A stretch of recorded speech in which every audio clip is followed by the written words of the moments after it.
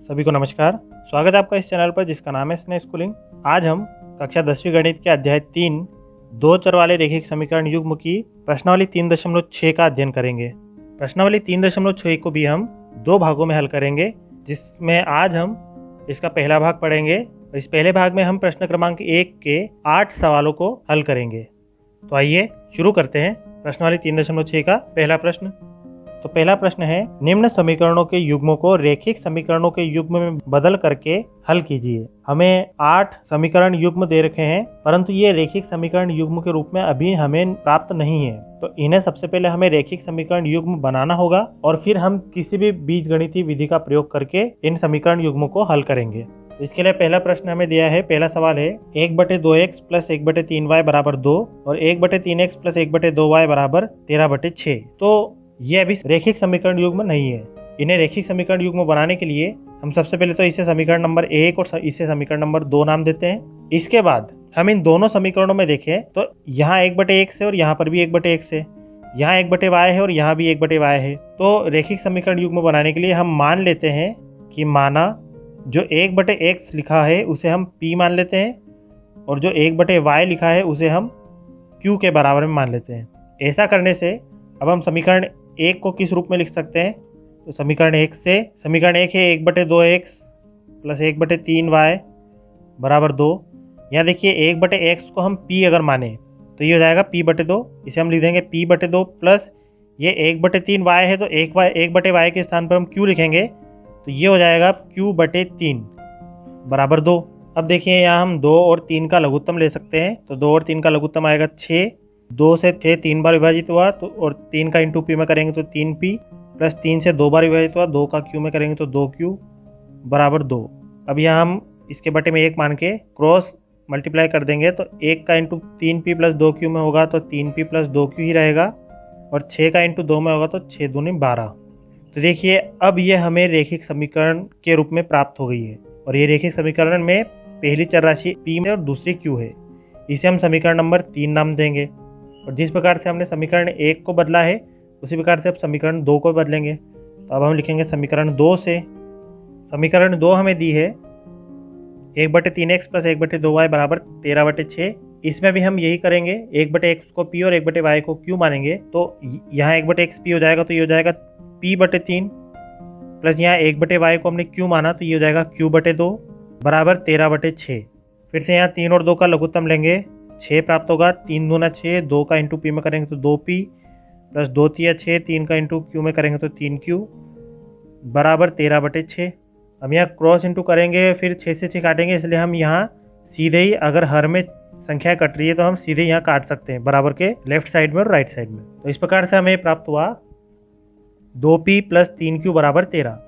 इसे हम समीकरण नंबर 4 नाम देंगे। अब समीकरण 3 और 4 हमें रैखिक समीकरण युग्म प्राप्त हो गया है। अब इन दोनों समीकरणों को हम किसी भी बीजगणितीय विधि से हल कर सकते हैं। तो यहाँ मैं विलोपन विधि से इन दोनों समीकरणों को हल कर रहा हूँ।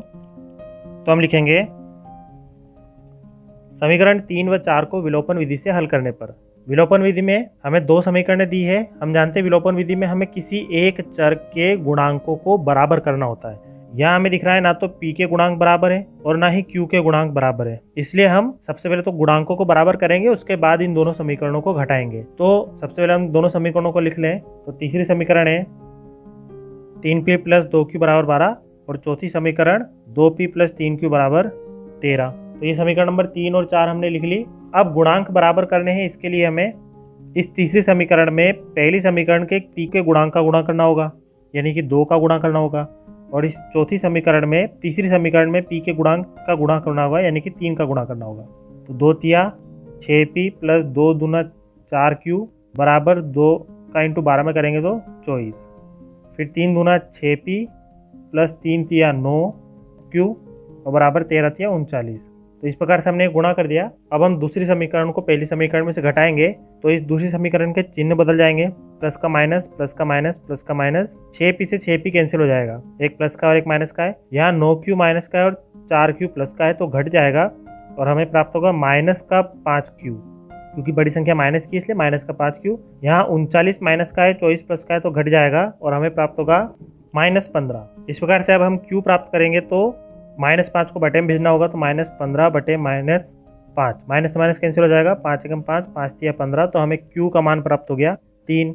इस Q के मान को समीकरण 3 या 4 किसी भी समीकरण में हम रख देंगे और P का मान हमें प्राप्त हो जाएगा। तो हम Q के मान को समीकरण 3 में रख देते हैं। समीकरण 3 है 3P + 2Q = 12। यहाँ Q के स्थान पर हम रखेंगे 3, तो 3P + 2 × Q के स्थान पर 3 = 12। 3P + 2 तिया 6 = 12। 6 को उधर भेजेंगे तो 3P = 12 - 6।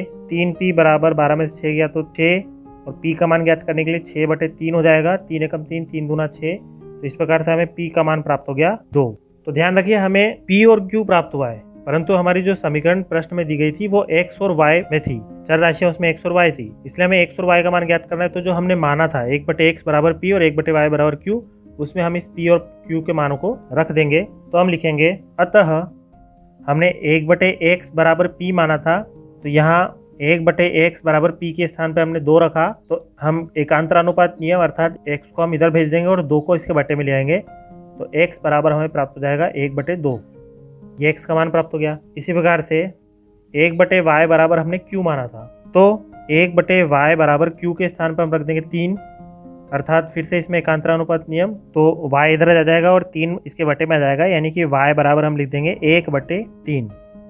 तो इस प्रकार से हमें x और y के 2 मान प्राप्त हो गए। यही हमारा उत्तर है।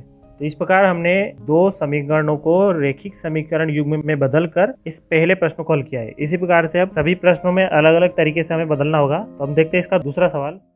दूसरा सवाल है जिसमें हमें पहला समीकरण दिया है 2/√x + 3/√y = 2, और दूसरा समीकरण है 4/√x - 9/√y = -1। तो यहाँ ये -1 के ध्यान रखना। इसे भी हम समीकरण 1 और समीकरण 2 नाम देते हैं, और जिस प्रकार से हमने पहला सवाल हल किया उसी प्रकार से इसमें भी हमें हल करना है। बस यहाँ हमें चर राशियाँ रूट में दी गई है, तो यहाँ पर भी हम 1/√x को P मान सकते हैं और 1/√y को Q मान सकते हैं।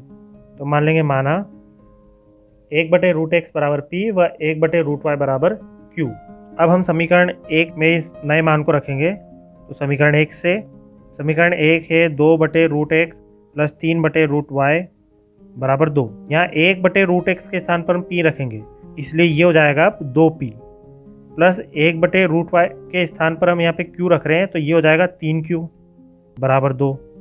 यही हमारी समीकरण नंबर 3 बन गई। और अब लिखेंगे समीकरण 2 से। समीकरण 2 है 4/√x - 9/√y = -1। तो यहाँ पर भी हम 1/√x के स्थान पर P रखेंगे, तो ये हो जाएगा 4P। यहाँ 9/√y के स्थान पर हम Q रखेंगे, तो ये हो जाएगा 9Q = -1। ये हमारी समीकरण नंबर 4 हो गई। अब समीकरण 3 और 4 को हम किसी भी विधि से हल कर सकते हैं।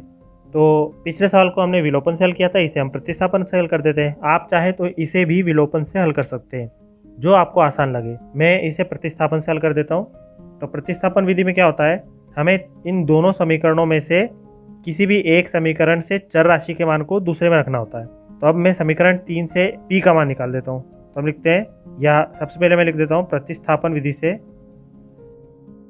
प्रतिस्थापन विधि में सबसे पहले मैं लूँगा समीकरण 3 से।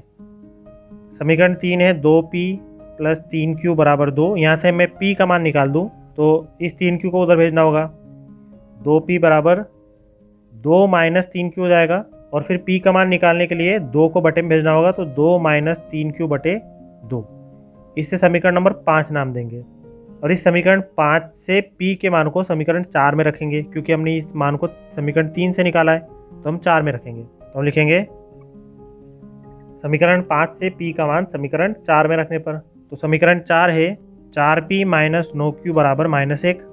यहाँ हम P के स्थान पर 2 - 3Q/2 रखेंगे, तो 4 ब्रैकेट में हमें लिखना होगा 2 - 3Q/2, फिर बाकी बचा है -9Q = -1। यहाँ देखिए 2 एकम 2, 2 दूनी 4, ये कैंसिल हो गया। अब इस 2 का इंटू इस ब्रैकेट पर करेंगे और इसे हम यहाँ हल करेंगे। तो 2 का इंटू पहले 2 में होगा, तो 2 दूना 4, फिर 2 का इंटू -3Q में होगा, तो 2 तिया 6 यानी -6Q, फिर यहाँ चल रहा है -9Q = -1। अब हम -9Q और -6Q दोनों माइनस चिन्ह के साथ में, तो दोनों जुड़ जाएंगे और चिन्ह माइनस क्या आएगा, तो 4 - 9 और 6 हो जाएगा 15Q = -1। हमें Q का मान निकालना है, 4 को उधर भेजना होगा, तो यहाँ -15Q बराबर -1 प्लस 4 इधर के -4 हो जाएगा, -15q बराबर -5 हो जाएगा ये जुड़कर। q का मान निकालना है तो -5 बटे -15 लिखना होगा, -15 बटे में आ जाएगा, माइनस से माइनस कैंसिल हो गया और 5 एकम 5, 5 तिया 15। तो इस प्रकार से हमें q का मान प्राप्त हो गया 1/3। अब p का मान हमें प्राप्त करना है तो q के मान को समीकरण 5 में रख देते हैं। तो हम लिखेंगे q का मान समीकरण 5 में रखने पर, समीकरण 5 है p बराबर 2 - 3q बटे 2।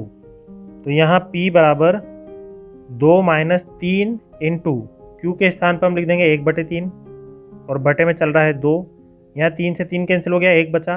तो p बराबर 2 - 1/2, p बराबर 2 में से 1 गया तो 1/2।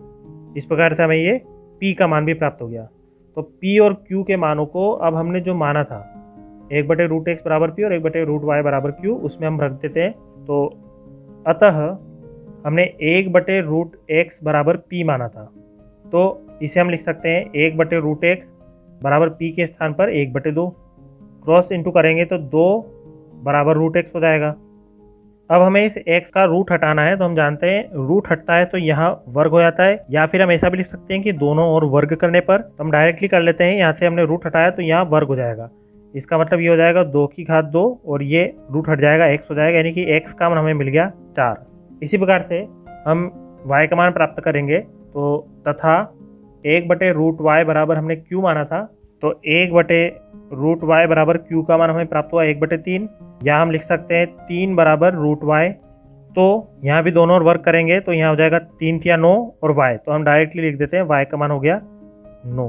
तो इस प्रकार से हमें इन समीकरण युग्मों समीकरण 1 और 2 के x और y के मान हमें प्राप्त हुए 4 और 9। ये इसका उत्तर हो गया। अब हम देखते हैं तीसरा सवाल। अब तीसरा समीकरण युग्म है 4/x प्लस 3y बराबर 14 और 3/x माइनस 4y बराबर 23। यहाँ देखिए सबसे पहले तो हम इन्हें समीकरण 1 और 2 नाम देंगे, और इससे पहले के जो 2 सवाल हमने किए, पहले सवाल में तो चर राशियाँ दोनों ही भिन्नों में थी, दूसरे सवाल में चर राशियाँ भिन्नों में भी थी और रूट में भी थी। यहाँ हमें दिख रहा है चर राशियों में केवल x भिन्न में है, y भिन्न में नहीं है, इसलिए हम इस 1/x को p मान लेंगे, y को हम y ही रहने देंगे। तो हम लिखेंगे माना 1/x बराबर p। तो अब हम समीकरण 1 से लिखेंगे 4/x प्लस 3y बराबर 14। यहाँ 1/x को हम p मान लेंगे तो ये हो जाएगा 4p प्लस 3y बराबर 14। ये हमारी समीकरण नंबर 3 हो गई। इसी प्रकार से अब समीकरण 2 से, समीकरण 2 है 3/x माइनस 4y बराबर 23। यहाँ भी हम 1/x को p मानेंगे तो ये हो जाएगा 3p माइनस 4y बराबर 23। ये हो गई समीकरण नंबर 4। अब समीकरण 3 और 4 को हम किसी भी विधि से हल कर सकते हैं। पहले सवाल को मैंने विलोपन से हल किया, दूसरे को प्रतिस्थापन से, इसे मैं वज्रगुणन से हल कर देता हूँ, परंतु आप विलोपन से भी हल कर सकते हैं और प्रतिस्थापन से भी हल कर सकते हैं, जो आपको आसान लगे। तो वज्रगुणन विधि से, अब वज्रगुणन विधि में हमें बराबर के बाद 0 समीकरणों में चाहिए होता है, तो हम समीकरण 3 और 4 को पुनः लिखेंगे और जो अचर राशियां हैं उन्हें बराबर के लेफ्ट साइड में हम ले आएंगे और बराबर के राइट साइड में हम 0 रहने देंगे। तो पुनः हम लिखेंगे समीकरण 3 को हम लिख देंगे 4p प्लस 3y प्लस 14 इधर के माइनस का 14 हो जाएगा और बराबर 0। और ये समीकरण 4 3p माइनस 4y प्लस 23 इधर के माइनस का 23 हो जाएगा और बराबर 0। चाहे तो इसे फिर से समीकरण 3 और 4 हम नाम दे सकते हैं। और अब हम समीकरण 3 और 4 की तुलना करेंगे वज्रगुणन विधि से हल करने के लिए। तो समीकरण 3 की तुलना a1p plus b1y plus c1 बराबर 0 से तथा समीकरण 4 की तुलना a2p plus b2y plus c2 बराबर 0 से करने पर, यहाँ समीकरण p और y में है इसलिए हमें यहाँ पर भी p और y ही चर राशियाँ लेनी है। तो सबसे पहले a1 अर्थात तीसरी समीकरण में p का गुणांक है 4, तो a1 बराबर हो जाएगा 4, b1 हो जाएगा y का गुणांक 3 और c1 हो जाएगा अचर राशि माइनस 14। उसके बाद a2 हो जाएगा समीकरण 4 में p का गुणांक a2 बराबर 3, b2 बराबर हो जाएगा y का गुणांक माइनस 4 और c2 हो जाएगा अचर राशि माइनस 23। अब हमें वज्रगुणन विधि से हल करने के लिए एक सूत्र की आवश्यकता होती है, उसे लिखने का तरीका है, सबसे पहले हम x बटे लिखेंगे, फिर y बटे और फिर 1 बटे। यहाँ क्षमा करना मैंने x लिख दिया, परंतु हमें पता है एक चर p है और दूसरा y है, इसलिए यहाँ x ना लिखकर हम लिखेंगे p बटे, पहला चर p दूसरा चर y और फिर यहाँ 1। तो उसके बाद हम लिखते हैं यहाँ पर B C B C, C A B, बीच में माइनस का साइन, और यहाँ 1 2 2 1 1 2 2 1 1 2 2 1। इस प्रकार से ये हमारी वज्र गुणन विधि से हल करने के लिए ये संबंध है। तो P बटे, अब हम मान भरेंगे B1 C2, B1 है 3 और C2 है -23, तो 3 इंटू -23, फिर यह माइनस का साइन, B2 C1, B2 है यहाँ पर -4 और C1 है -14, तो ब्रैकेट में हम लिखेंगे -4 इंटू -14 बराबर y बटे C1 A2, C1 है -14 और A2 है 3, तो -14 इंटू 3, फिर माइनस का साइन, C2 A1, C2 है -23 और A1 है 4, तो ब्रैकेट में हम लिखेंगे -23 इंटू 4 बराबर 1 बटे A1 B2, A1 है 4 और B2 है -4, तो 4 इंटू -4, फिर माइनस का साइन, A2 B1, A2 है 3 और B1 है 3, यहाँ जगह नहीं है इसलिए मैं यहाँ नीचे लिख देता हूँ 3 इंटू 3। अब इसे हल करेंगे हम, तो P बटे -23 का इंटू 3 में होगा तो -69, माइनस और माइनस यहाँ प्लस हो जाएगा, फिर प्लस का इंटू माइनस में होगा तो माइनस, और 14 चौक 56 बराबर y बटे -14 का इंटू 3 में होगा तो 14 तिया 42 अर्थात -42, फिर यहाँ माइनस और माइनस प्लस हो जाएगा और 23 चौक 92 बराबर 1 बटे, या 4 का इंटू -4 में होगा तो -16 और -3 तिया 9, तो P बटे, यहाँ दोनों माइनस के चिन्ह हैं इसलिए दोनों जुड़ जाएंगे तो -69 और -56 हो जाएगा -125 बराबर y बटे, यहाँ 92 प्लस का है 42 माइनस का है तो घटेगा, 92 में से 42 घटाएंगे तो हमें मिलेगा 50, वो भी प्लस का क्योंकि बड़ी संख्या प्लस की है, बराबर 1 बटे, ये दोनों माइनस का चिन्ह तो जुड़ जाएंगे और चिन्ह माइनस के आएगा 16 और 9 25। अब हमें P, Y और 1 इन तीनों के बटे में एक एक संख्या प्राप्त होगी है। अब हम इसे हल नहीं कर पाएंगे तो अब लिखेंगे तुलना करने पर लिखेंगे तो इस पद के बराबर में ये और इसके बराबर में भी ये, यानी कि P बटे -125 बराबर 1 बटे -25 तथा y बटे 50 बराबर 1 बटे -25। हल करेंगे तो यहाँ P को हम यही रहने देते हैं, -125 का इंटू 1 में कर देंगे, इसे एकांतरानुपात नियम कहते हैं। P बराबर -125 बटे -25 तथा यहाँ भी 50 का इंटू 1 में कर देंगे तो y बराबर 50 बटे -25। अब माइनस से माइनस यहाँ कट गया, 25 एकम 25, 25 पंजे 125, यहाँ 25 एकम 25, 25 दूना 50, तो P बराबर हमें यहाँ प्राप्त हो गया 5 तथा y बराबर हमें यहाँ प्राप्त हो गया माइनस जो है ऊपर 2 के साथ में लग जाएगा तो -2, तो हमें P और y के मान प्राप्त हुए, परंतु हमारी जो समीकरण थी वो x और y में थी, तो हमारे पास y का मान तो सही है परंतु P के मान को हमें x के मान से बदलना होगा। तो हमने माना था 1 बटे x बराबर P, उसमें हम ये मान रखते हैं तो हम लिखेंगे, परंतु 1 बटे x बराबर हमने P माना था तो 1 बटे x बराबर P के स्थान पे हम 5 लिख देते हैं, तो यहाँ पर भी हम x का इसके बटे में 1 मान के क्रॉस इंटू अगर करें तो x का इधर हो जाएगा इंटू और 5 इसके बटे में आ जाएगा, यानी कि x बराबर 1 बटे 5 हम लिखेंगे। तो इस प्रकार से ये x का मान प्राप्त हो गया 1 बटे 5 और y का मान -2, ये हमारा उत्तर है।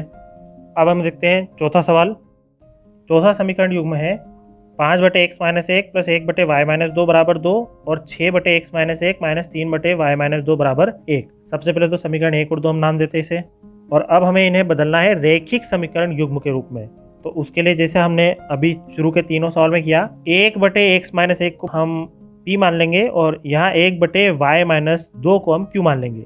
नीचे भी ऐसे ही है, x माइनस 1 और y माइनस 2, तो यहाँ दोनों ही समीकरणों में 1 बटे x माइनस 1 को हम p और 1 बटे y माइनस 2 को हम q मान लेते हैं। तो माना 1 बटे x माइनस 1 बराबर p व 1 बटे y माइनस 2 बराबर q।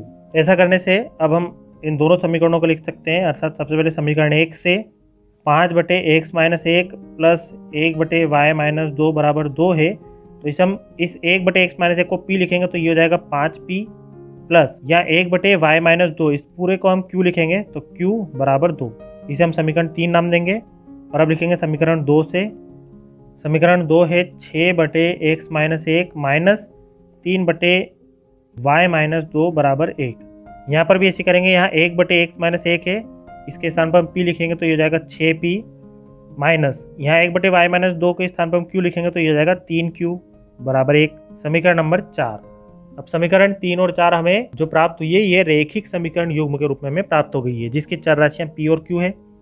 इन दोनों का हम किसी भी बीजगणितीय विधि से हल कर सकते हैं। मैं यहाँ विलोपन विधि से इन्हें हल कर देता हूँ।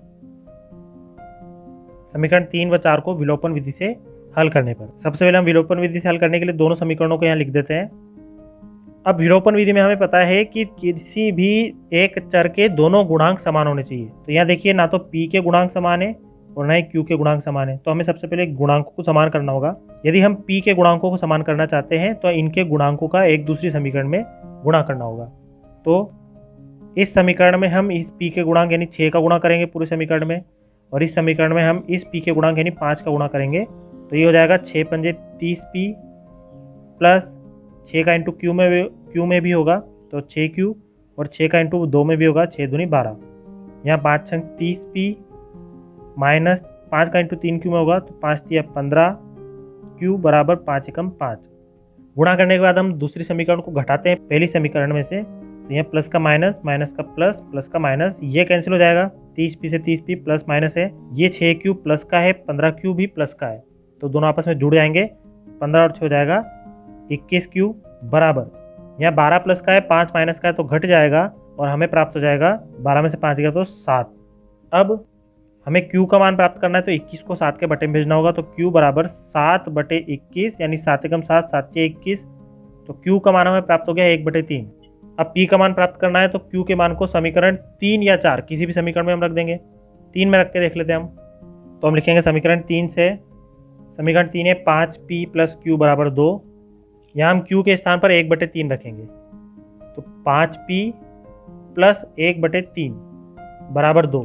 अब यहाँ से हमें p का मान ज्ञात करना है तो उसके लिए हम 1/3 को बराबर के उधर भेजते हैं, तो 5p बराबर 2, ये प्लस का उधर आके माइनस का 1/3 हो जाएगा।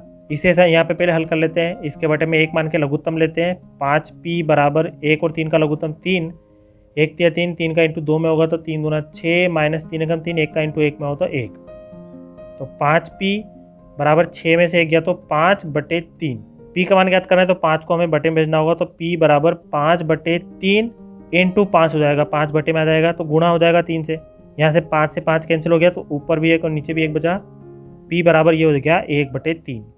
तो इस प्रकार से हमें p और q दोनों के मान प्राप्त हो गए, लेकिन हमें p और q के मान नहीं ज्ञात करना है, बल्कि समीकरण में चर राशियाँ x और y है तो हमें x और y के मान ज्ञात करना है। तो हमने माना था उनमें हम p और q के मान रख देते हैं, तो हम लिखेंगे परंतु 1/x-1 बराबर p माना था हमने, व 1/y-2 को q माना था।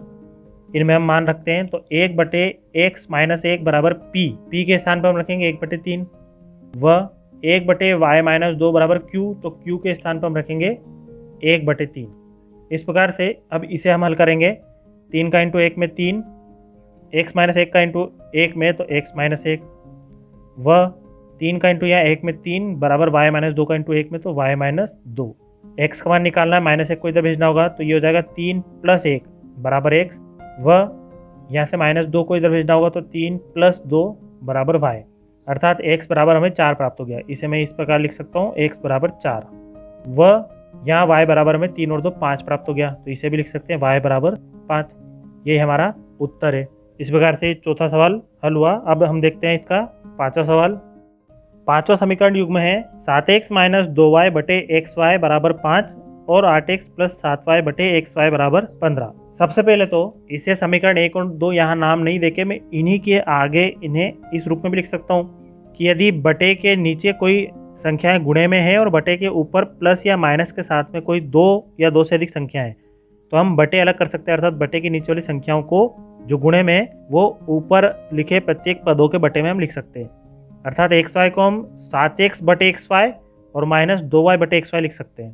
तो हम लिखेंगे इसे 7x बटे xy और -2y बटे xy बराबर 5। यहाँ देखिए यहाँ x से x कैंसिल हो जाएगा और यहाँ y से y कैंसिल हो जाएगा, तो इसे फिर से हम लिख सकते हैं 7 बटे y -2 बटे x बराबर 5। इसे हम समीकरण 1 नाम देते हैं और उसी प्रकार से हम इसे भी हल करेंगे। यहाँ भी 8x के बटे में xy प्लस का साइन है प्लस 7y बटे xy बराबर 15। यहाँ भी x से x कैंसिल हुआ और y से ये y कैंसिल हो गया। तो अब हमें मिला 8/y प्लस 7/x बराबर 15। इसे हम समीकरण नंबर 2 नाम देते हैं। अब ये सवाल उसी प्रकार से बन गया है दोनों समीकरण है जैसा हमने पहला सवाल किया था। तो यहाँ पर हम 1/x को p और 1/y को q मान लेते हैं दोनों ही समीकरणों के लिए। तो हम लिखेंगे माना 1/x बराबर p व 1/y बराबर q। तो समीकरण 1 से समीकरण 1 है 7/y माइनस 2/x बराबर 5, या हम 7/y के स्थान पर लिख सकते हैं 7q, क्योंकि 1/y को हमने q माना है। तो 7q माइनस 1/x को p माना है, तो यहाँ 1/x है तो ये हो जाएगा 2p बराबर 5, और इसे हम समीकरण नंबर 3 नाम दे देते हैं। फिर समीकरण 2 से समीकरण 2 में भी इसी रूप में जमा हुआ है, पहले y है फिर x है, तो 8/y प्लस 7/x बराबर 15। यहाँ 8/y है यानी कि 8 इंटू 1/y, और 1/y के स्थान पर हम q लिख सकते हैं, तो ये हो जाएगा 8q प्लस 7 इंटू 1/x है ये, तो 1/x के स्थान पर हम p लिखेंगे तो ये हो जाएगा 7p बराबर 15, समीकरण नंबर 4। यहाँ देखिए दोनों समीकरणों में पहली चर राशि q है और दूसरी p है, अर्थात दोनों वैसी सही जमी है, तो हम सीधे इन्हें हल कर देते हैं। ऐसा जरूरी नहीं है कि आगे p हो और पीछे q हो। यदि दोनों चर राशियाँ दोनों समीकरणों में समान क्रम में है तो हम उन्हें वैसे भी हल कर सकते हैं। तो हम सीधे हल करते हैं समीकरण 3 और 4 को विलोपन विधि से हल करने पर। विलोपन विधि से हल करते हैं तो सबसे पहले हम दोनों समीकरणों को लिख लें। आप किसी भी विधि से इन दोनों समीकरणों को हल कर सकते हैं। विलोपन विधि से हम हल कर रहे हैं तो यहाँ देखिए किसी भी एक चर राशि के दोनों गुणांक बराबर होने चाहिए। ना तो q के गुणांक बराबर है ना ही p के गुणांक बराबर है। तो हम q के गुणांकों को यदि बराबर करें तो दोनों ही गुणांकों के गुणा हमें एक दूसरी समीकरण में करना होगा। 8 का गुणा ऊपर वाली समीकरण में और 7 का गुणा इस नीचे वाली समीकरण में। अब ये हो जाएगा 8 साथी 56q माइनस 8 दूना 16p बराबर 8 पंजे 40, 7 8 56q प्लस 7 7 49p बराबर 15 से 105। अब हम घटाएंगे, प्लस का हो जाएगा माइनस, प्लस हो जाएगा माइनस, प्लस हो जाएगा माइनस, ये कैंसिल हो गया। 56q प्लस का है 56q माइनस का कैंसिल हो गया। यहाँ दोनों माइनस के साइन है, दोनों जुड़ जाएंगे तो माइनस 65p हमें प्राप्त होगा। दोनों माइनस के साइन इसलिए माइनस लगाना होगा। 105 माइनस का है 40 प्लस का है, तो हम घटाएंगे तो हमें मिलेगा माइनस 65। अब p का मान ज्ञात करने के लिए हमें माइनस 65 को इसके बटे में भेजना होगा। तो p बराबर माइनस 65 बटे माइनस 65, माइनस से माइनस भी कैंसिल हुआ और 65 से 65 भी कैंसिल हो गया, 1 बच गया। तो p का मान हमें मिल गया 1। अब इस p के मान को समीकरण 3 या 4 किसी भी समीकरण में हम रख देंगे। 3 में रख के हम देख लेते हैं, तो हम लिखेंगे p का मान समीकरण 3 में रखने पर समीकरण 3 है 7q माइनस 2p बराबर 5। यहाँ हम 7q माइनस 2 इंटू p के स्थान पर हम रखेंगे 1, तो यहाँ हम लिखेंगे 1 बराबर 5। तो 7q माइनस 2 एकम 2 बराबर 5, माइनस 2 को हम उधर भेजेंगे तो 7q बराबर 5 माइनस 2 उधर के प्लस का 2, 7q बराबर 7। q का मान निकालना है तो 7 को बटे में भेजेंगे तो q बराबर 7/7, 7 से 7 कैंसिल हो गया, q का मान हमें मिल गया 1। तो ये हमें मिले p और q के मान। अब इन p और q के मानों को जो हमने माना है उससे प्रतिस्थापित करेंगे, तो हम लिखेंगे परंतु 1/x हमने p माना था और 1/y बराबर q माना था।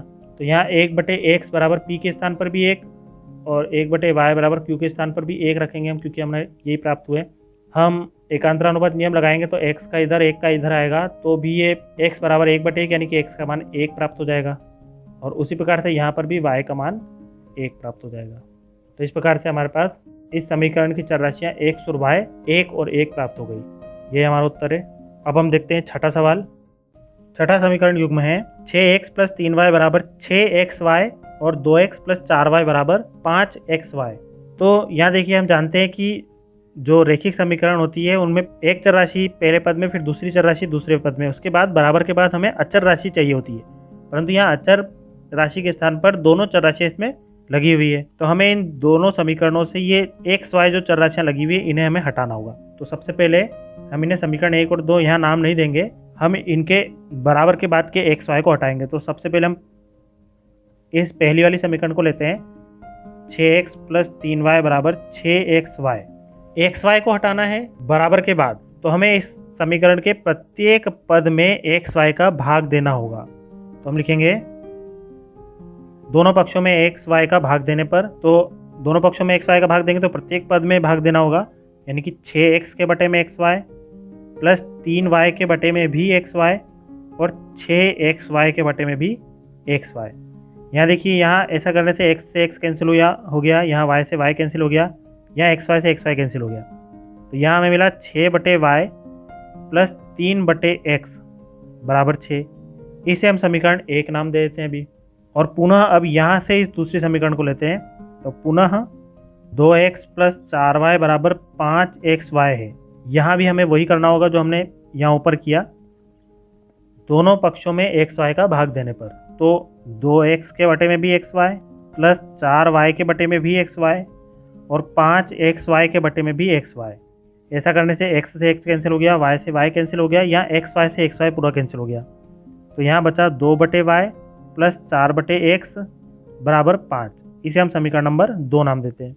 परंतु समीकरण 1 और 2 भी रेखिक समीकरण नहीं है। अब ये समीकरण इससे पहले किए हुए सवालों के जैसी बन गई, तो यहाँ हमने मानना होगा। अब यहाँ देखिए, पहले समीकरण में भी पहला पद जो है वो 1/y में है, दूसरे में भी 1/y में है, यहाँ 1/x में है, यहाँ पर भी 1/x में है। तो हम मान लेते हैं, माना 1/x बराबर p व 1/y बराबर q। तो समीकरण 1 से समीकरण 1 है 6/y प्लस 3/x बराबर 6।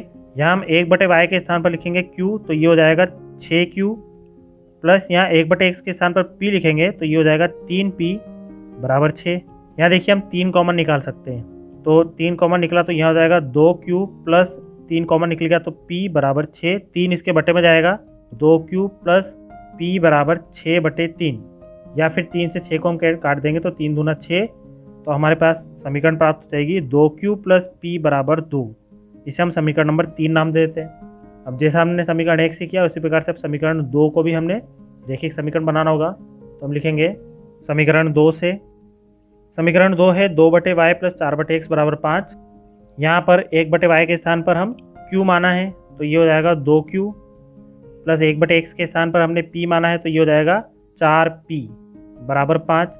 इसे हम समीकरण नंबर 4 नाम देते हैं। अब देखिए, समीकरण 3 और समीकरण 4 दोनों रेखिक समीकरण हो गई है। इसे हम किसी भी बीजगणितीय विधि से हल कर सकते हैं, तो इसे भी मैं आसान समझता हूँ विलोपन विधि, तो उससे ही हल कर देते हैं। समीकरण 3 व 4 को विलोपन विधि से हल करने पर, तो समीकरण 3 है 2q प्लस p बराबर 2 और समीकरण 4 है 2q प्लस 4p बराबर 5। तो विलोपन विधि से हल करने के लिए हमें सबसे पहले तो किसी भी एक चर राशि के गुणांकों को बराबर करना होता है। यहाँ देखिए, p के गुणांक तो अलग है लेकिन q के गुणांक बराबर है। यहाँ पर भी 2 है, यहाँ पर भी 2 है, तो हमें गुणांक बराबर करने की आवश्यकता नहीं है, सीधे हम दूसरे समीकरण को घटा देते हैं। अब तो चिन्ह बदल जाएंगे, प्लस का माइनस, प्लस का माइनस, प्लस का माइनस। यहाँ 2q से 2q कैंसिल हो गया, 4p माइनस का है, p प्लस का है, घटाएंगे तो 4p में से 1p गया तो माइनस का 3p बचेगा, क्योंकि बड़ी संख्या माइनस की है। यहाँ भी 5 माइनस का है, 2 प्लस का है, घटाएंगे तो 5 में से 2 गया तो 3, और वो भी माइनस का, क्योंकि बड़ी संख्या माइनस की है। p का मान ज्ञात करने के लिए -3 को बटे में भेजना होगा, तो -3 बटे -3, माइनस से माइनस कैंसिल हो गया, 3 एकम 3, तो p का मान हमें प्राप्त हो गया 1। इस p के मान को समीकरण 3 या 4 किसी भी समीकरण में हम रख देंगे। समीकरण 3 में रखने पर समीकरण 3 है 2q प्लस p बराबर 2, तो यहाँ पर हम p का मान 1 रखेंगे, तो 2q प्लस 1 बराबर 2, 1 को उधर भेजेंगे तो 2q बराबर 2 माइनस 1 हो जाएगा, 2q बराबर 2 में से 1 गया तो 1, और यहाँ q बराबर 2 बटे में चला जाएगा तो 1/2। इस प्रकार से p का मान 1 और q का मान 1/2 प्राप्त हुआ। परंतु हमने माना है 1/x बराबर p और 1/y बराबर q, तो हम लिखेंगे परंतु 1/x बराबर p व 1/y बराबर q। तो यहाँ पर 1/x बराबर p के स्थान पर हम 1 रखेंगे, व 1/y बराबर q के स्थान पर हम 1/2 रखेंगे। क्रॉस इंटू करेंगे तो यहाँ देखिए, x इधर जाएगा, 1 में आएगा, 1/1 1 ही होता है, तो x का मान 1 प्राप्त हो जाएगा। यहाँ क्रॉस इंटू करेंगे 2 का इंटू 1 में और y का इंटू 1 में, तो इस प्रकार से y का मान हमें 2 प्राप्त हो जाएगा। तो ये हमें x और y दोनों चर राशियों के मान प्राप्त हो गए, जो कि हमारे समीकरण के चर थे। तो यही इसका उत्तर है। अब हम देखते हैं 7वां सवाल। 7वां समीकरण युग्म है 10/x plus y plus 2/x minus y बराबर 4 और 15/x plus y minus 5/x minus y बराबर -2। यहाँ देखिए इन दोनों समीकरणों में बटे में एक्स प्लस वाई और एक्स प्लस वाई, यहाँ एक्स माइनस वाई है। तो हमें सबसे पहले तो इन दोनों समीकरणों को 1 और 2 नाम देंगे और 1 बटे एक्स प्लस वाई को हम p मान लेते हैं और 1 बटे एक्स माइनस वाई को हम q मान लेते हैं। तो माना 1 बटे एक्स प्लस वाई बराबर p व 1 बटे एक्स माइनस वाई बराबर q। तो हम समीकरण 1 से लिखेंगे। समीकरण 1 में हम 1 बटे एक्स प्लस वाई के स्थान पर यदि p रखेंगे तो ये हो जाएगा 10p, प्लस यहाँ 1 बटे एक्स वाई माइनस वाई के स्थान पर हम q रखेंगे तो ये हो जाएगा 2q बराबर 4।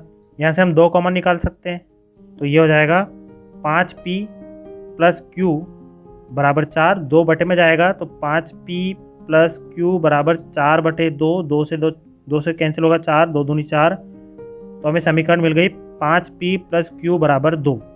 इसे हम समीकरण नंबर 3 नाम देते हैं।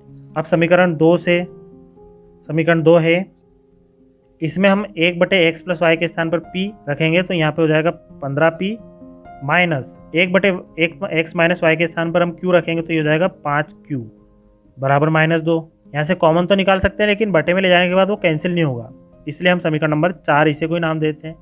अब समीकरण 3 और 4 को हम किसी भी बीजगणितीय विधि से हल कर सकते हैं, विलोपन से ही इसे भी हल कर देते हैं हम। तो समीकरण 3 व 4 को विलोपन विधि से हल करने पर सबसे पहले दोनों समीकरणों को साथ में लिखते हैं हम। अब यहाँ देखिए विलोपन विधि में वही किसी भी एक चर के दोनों गुणांक बराबर होने चाहिए। यहाँ हमें दोनों ही चर के गुणांक अलग अलग दिख रहे हैं, तो हम p के गुणांकों को यदि बराबर करेंगे तो इस p का गुणांक यानी 15 का इंटू ऊपर वाली समीकरण में करेंगे और ऊपर वाली समीकरण से p का गुणांक यानी 5 का इंटू नीचे वाली समीकरण में कर देंगे तो हमें प्राप्त होगा। इसे हमें यहाँ लिख देता हूँ। 15 का इंटू 5 में होगा तो 15 पंजे 75p प्लस 15 का इंटू q में होगा तो 15q बराबर 15 दूना 30। उसी प्रकार से 5 का इंटू 15 में होगा तो 75p माइनस 5 5 25q बराबर 5 का इंटू -2 में होगा तो -10। तो ये हमने गुणांकों का गुणा कर दिया और चर राशियों के गुणांक बराबर आ गए। अब p के अब हम घटा देते हैं, प्लस का माइनस, माइनस का प्लस, यहाँ माइनस का प्लस, यहाँ 75p से 75p कैंसिल हो जाएगा। 15q और 25q को आपस में जोड़ेंगे तो ये हो जाएगा 40q। यहाँ 30 और 10 जुड़ जाएंगे अब क्योंकि 10 अब प्लस का हो गया है तो ये भी हो जाएगा 40। q बराबर हो जाएगा 40 बटे 40, 40 से 40 कैंसिल होगा एक बार तो q का मान हमें मिल गया 1। इस q के मान को समीकरण 3 या 4 किसी भी समीकरण में रख देते हैं।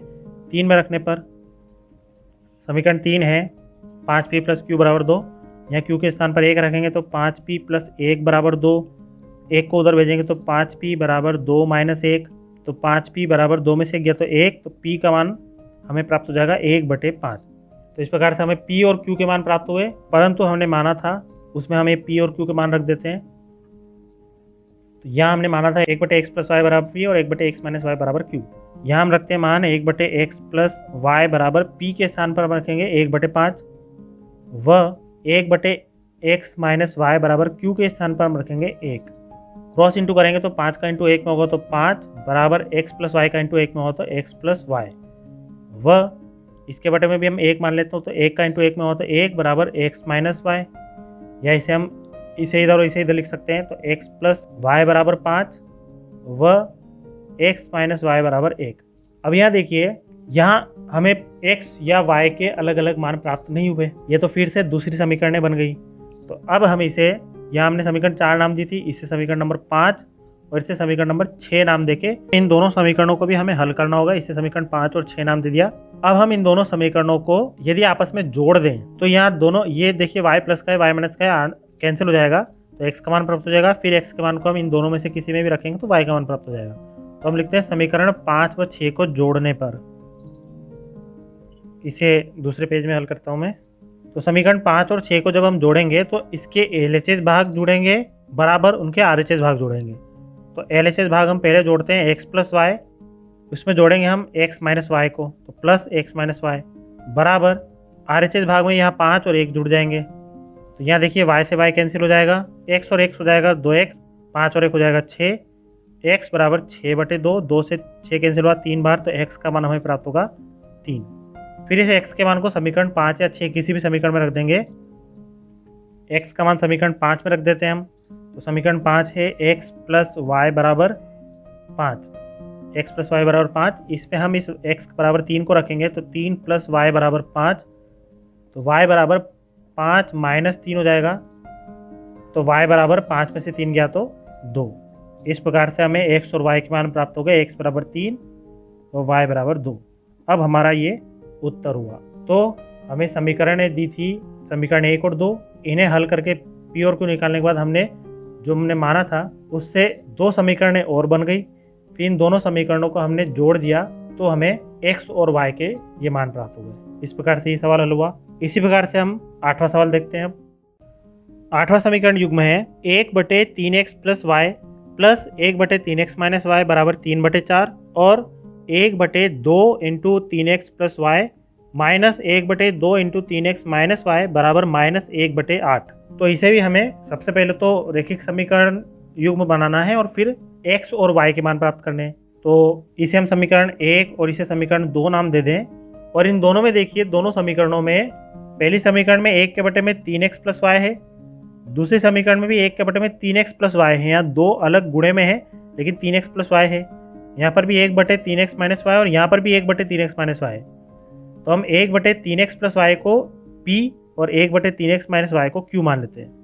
तो हम लिखेंगे माना 1/3x प्लस वाई बराबर p और 1/3x माइनस वाई बराबर q। तो समीकरण 1 से इस समीकरण में 1/3x प्लस वाई के स्थान पर हम p लिख देंगे प्लस 1/3x माइनस वाई के स्थान पर हम q लिख देंगे बराबर 3/4। देखिए, अब यदि समीकरण को भिन्न से हटाना है तो यहाँ देखिए भिन्न में बटे में 4 दिख रहा है। यदि आप इस 4 को हटाना चाहते हो तो इस पूरे समीकरण में आपको 4 का गुणा करना होगा। तो हम लिख देते हैं दोनों पक्षों में 4 का गुणा करने पर। ऐसा भी लिख सकते हैं या फिर आप 4 का क्रॉस इंटू भी कर सकते थे। इधर कोई बात नहीं, हम 4 का गुणा कर देंगे तो यहाँ प्रत्येक पद में 4 का इंटू हो जाएगा तो ये हो जाएगा 4p प्लस ये हो जाएगा 4q बराबर, यहाँ 4 का इंटू करोगे आप 4 इंटू 3 तो 4 से 4 कैंसिल हो जाएगा तो यहाँ बच जाएगा केवल 3। तो ये हुई समीकरण नंबर 3।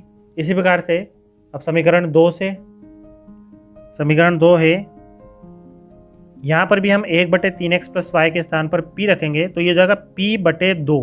यहाँ 2 चल रहा है इसलिए p/2 माइनस यहाँ भी 1/3x माइनस वाई के स्थान पर q हो जाएगा तो ये हो जाएगा, ये भी हो जाएगा q/2 क्योंकि यहाँ पर भी 2 चल रहा है बराबर -1/8।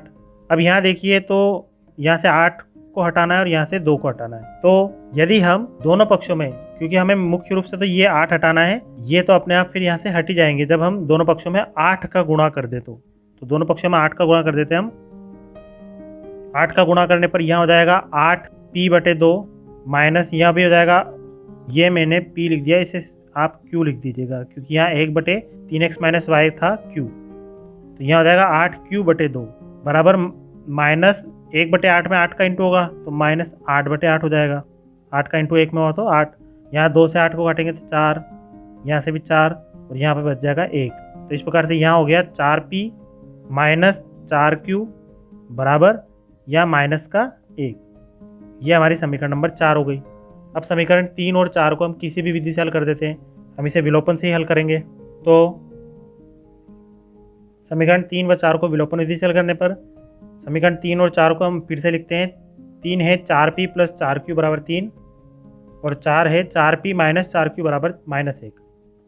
तो यहाँ देखिए दोनों समीकरणों को हम विलोपन विधि से हल कर रहे हैं तो किसी भी एक चर के गुणांक बराबर होने चाहिए। यहाँ पर p के गुणांक तो बराबर है, q के गुणांक अलग अलग है, एक प्लस का और एक माइनस का है। तो हम देखें p के गुणांक बराबर है, गुणांकों को तो बराबर हम नहीं करेंगे क्योंकि पहले से बराबर है।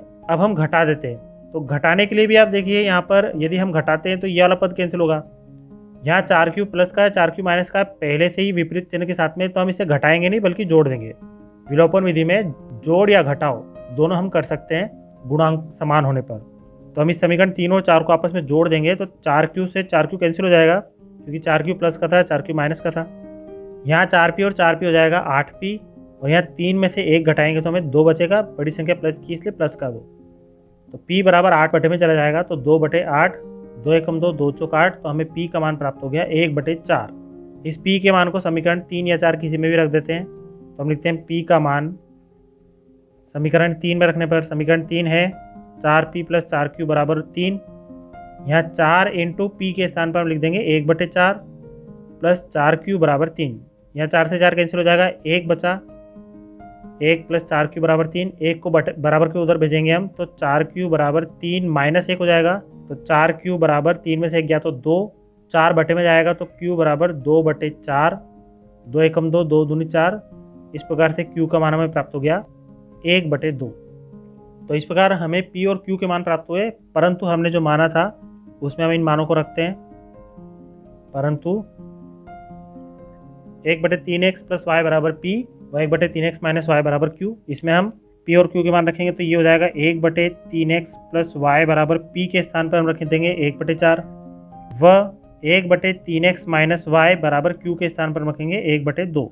क्रॉस इंटू करेंगे तो 4 का इंटू 1 में और इसका इंटू 1 में, तो 4 बराबर 3x प्लस वाई व यहाँ पे 2 का इंटू 1 में और 3x माइनस वाई का इंटू 1 में, तो 2 बराबर 3x माइनस वाई, या फिर इसे इधर और इसे इधर लिख सकते हैं हम। तो ये हो जाएगा 3x प्लस वाई बराबर 4 व इसे भी इधर और इसे इधर लिखेंगे तो 3x माइनस वाई बराबर 2। फिर से 2 समीकरणें बन गई। इसे हम समीकरण नंबर 5 और इसे समीकरण नंबर 6 हम नाम देते हैं। अब 5 और 6 को हम हल करेंगे, समीकरण 5 और 6 को हल करेंगे तो यहाँ देखिए समीकरण 5 में y प्लस का है और समीकरण 6 में y माइनस का है। तो यदि हम समीकरण 5 और 6 को जोड़ दें तो y से y कैंसिल हो जाएगा और x का मान प्राप्त हो जाएगा। तो यहाँ पर भी हम समीकरण 5 और 6 को जोड़ देते हैं। समीकरण 5 और 6 को जोड़ने पर समीकरण 5 और 6 के LHS भाग जुड़ेंगे बराबर, उनके RHS भाग भी जुड़ेंगे। तो 3x plus y plus 3x minus y, ये LHS भाग जुड़े। अब RHS जोड़ेंगे यानी राइट हैंड साइड वाले भाग 4 प्लस 2। तो यहाँ देखिए प्लस वाई से माइनस वाई कैंसिल हो जाएगा, 3x और 3x हो जाएंगे 6x बराबर 4 और 2 6। x का मान ज्ञात करना है तो 6 बटे में भेजेंगे तो 6/6, 6 से 6 कैंसिल हो गया, 1 बचा।